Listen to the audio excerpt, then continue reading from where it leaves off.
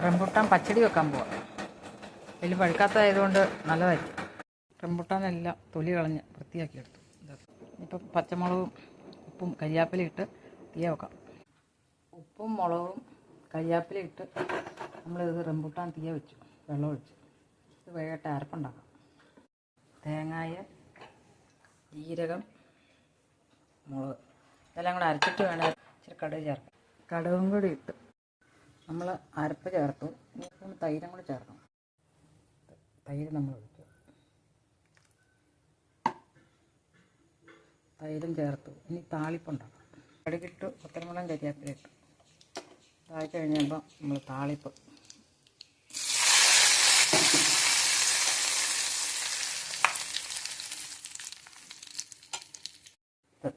സ്വാദിഷ്ടമായ റംബൂട്ടാൻ പച്ചടി.